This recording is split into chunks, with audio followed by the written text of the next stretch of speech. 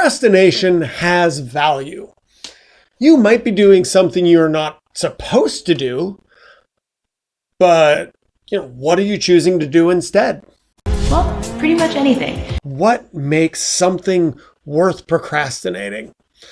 So a couple of months ago in Psychology Today, Dr. Michael Wiederman posted up an article about how we have 4 dynamic issues that drive us in feeling satisfied.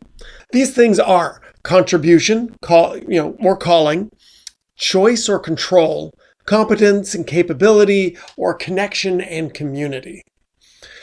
Now, Dr. Wiederman isn't wrong in these items letting us feel satisfied in our actions, but it just feels a little... Well, yeah. Because it seems obvious that if you're doing what you want, when you want, and you feel good about it, and other people like your work and respect you for doing it, yeah, you're going to feel great about what you're doing. It's very satisfying. Doing what you want, when you want, how you want it. You get to feel good about it then, right? But that's not what I'm talking about.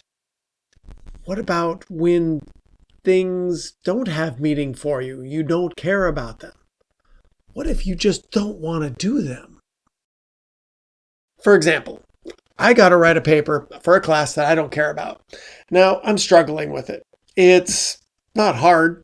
I am literally making up a person and their life story, which is something that I do every Friday night. Who's ready to rickety roleplay? Spoiler, it's you, baby.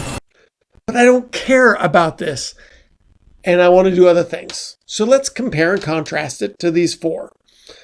So 1, this directly relates to my calling. 2, I am capable of doing it. 3, connection. Well, yeah, it's good practice to know these developmental and psychosocial stages that happen to a person. I like that part of it. It makes sense to me directly in terms of how I work with people. So yeah, that's not it. That leaves just the one. Choice. Choice is always a big thing. From the beginning of our lives when we want to run around naked outside as children. What do you mean that was just me, Mom? Choices when we're older, who we can date and where we can go. But in the end, if you're denied choice, you're probably looking for options.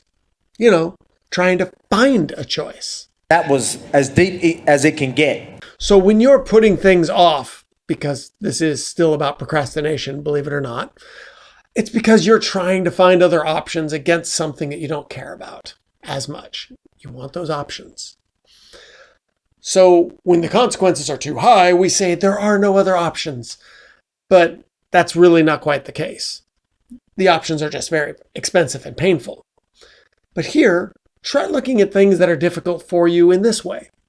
How can you do it exceptionally? Make it a standout effort instead of you got it done. Or 2, how does it relate to you and what you want? What is this a step toward in a longer sequence of steps?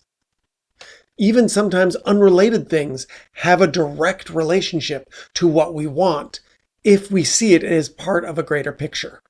And finally, you might just be able to take pride in doing something well, regardless of what it actually is. Or, the 4th option. Fuck it.